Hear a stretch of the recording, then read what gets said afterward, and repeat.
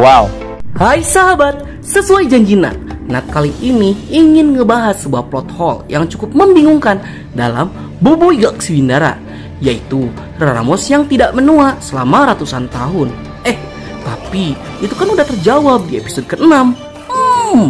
Jadi apa dong plot hole-nya?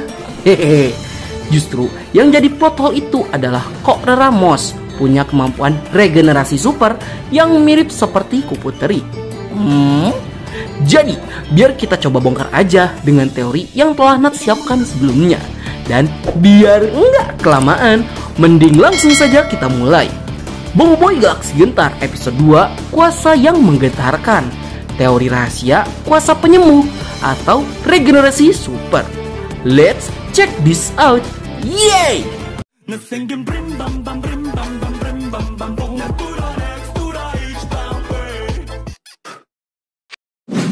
Jadi, sebelum kita mulai, Nat mau disclaimer dulu sama kalian jika konten ini merupakan full teori yang bisa saja salah dan bisa saja emang masuk akal. Hal ini Nat buat untuk menganalisis plot hole yang terjadi di Boboiboy Galaxy Windara yang ceritanya bersinggungan dengan cerita yang ada di komik. Namun kali ini kita abaikan saja dulu cerita yang ada di versi komik dan anggap saja cerita versi animasi sebagai cerita utama atau timeline utama. Oke? Jadi, kita mulai dengan membahas asal-usul si Ramos. Lah bang, kok malah bahas asal-usul Ramos? Ya, hal ini Nat bahas dulu. Itu karena dua konsep kekuatan heal dalam Boboiboy Galaxy Windara itu saling berkaitan. Yang pertama adalah healing mirip Kupu Teri, yang dimana Kupu Teri yang merupakan seorang keturunan bangsawan kerajaan memiliki privilege untuk menggunakan kuasa heal yang bisa menyembuhkan dirinya maupun orang lain. Sedangkan yang kedua adalah healing milik Ramos, yang dimana entah siapa identitas asli Ramos ini, namun Ramos punya kemampuan heal yang mirip seperti Kupu Teri. Namun kemampuan Ramos digunakan hanya untuk dirinya sendiri, dan Ramos hanya bisa menggunakan kemampuan healnya dengan cara menyerap inti kehidupan milik orang lain atau alien lain. Nah, selain itu, DNA yang cukup unik dalam diri Ramos itu menjadi misteri, yang biasanya tuh ras alien serangga lainnya cuma punya satu DNA saja. Namun berbeda dengan Ramos yang justru memiliki dua DNA serangga di dalam dirinya. Lah, bang, itu kan kekuatan dari Kukunbot. Ya pada awalnya kita juga berpikir seperti itu. Namun setelah Kupu Teri memberikan penjelasan soal kuasa Kukunbot yang bisa memetamorfosiskan usernya, disinilah kita jadi tahu jika kuasa Kukunbot hanya memetamorfosiskan Ramos saja. Dengan kata lain, DNA laba-labanya bisa jadi memang DNA alami dari Ramos yang belum berubah ke bentuk terakhirnya. Yang dalam panel metamorfosis, Ngengat itu adalah salah satu serangga yang melakukan metamorfosis sempurna. Yang bisa dibilang basic Ramos itu merupakan bentuk larva dari Ramos. Menarik juga.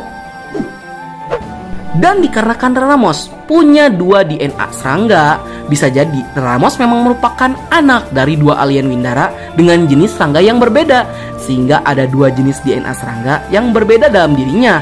Ya walaupun sebenarnya laba-laba bukan serangga sih. Ya sebenarnya Nat punya teori konspirasi liar antara hubungan Ramos dan Kupu Teri yang ternyata punya motif yang sangat kompleks karena Ramos ingin merebut tahta Kupu Teri. Disclaimer dulu sekali lagi, ini cuma teori dan cocok logi doang ya.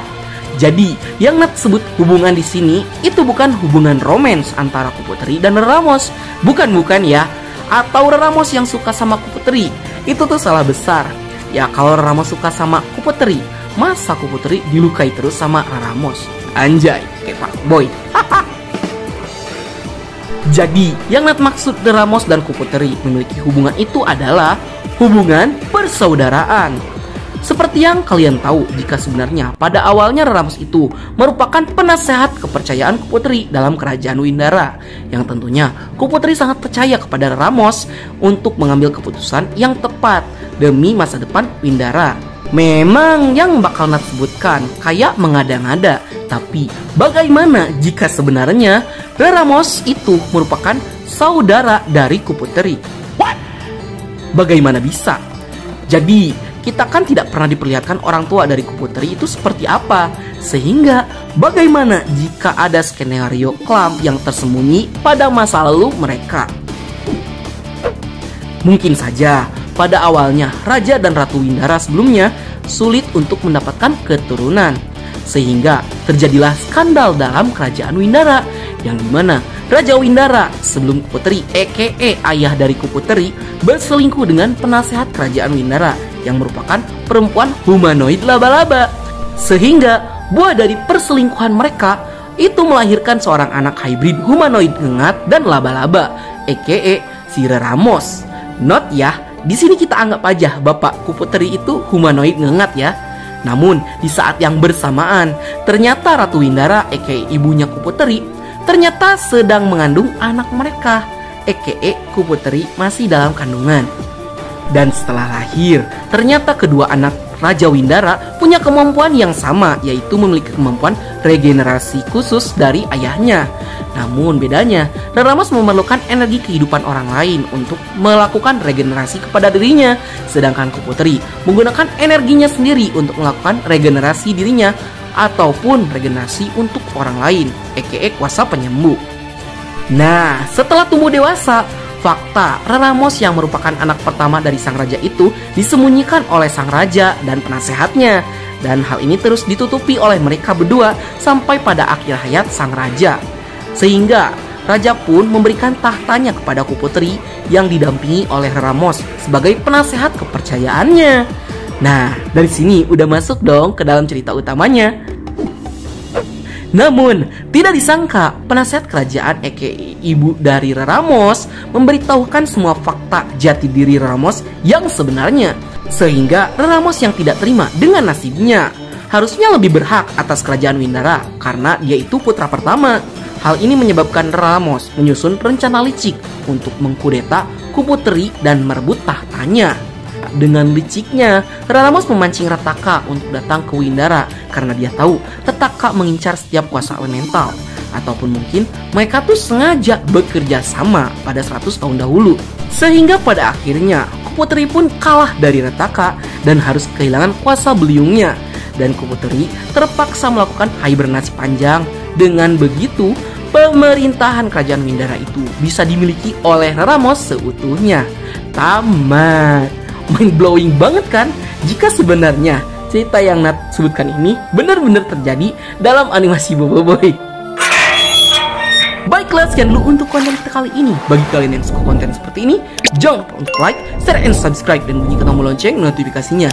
Dan jangan lupa untuk tinggalkan pendapat kalian di kolom komentar ya. Akhir kata dari Nat, sayonara, arigatou gozaimasu, matane, bye.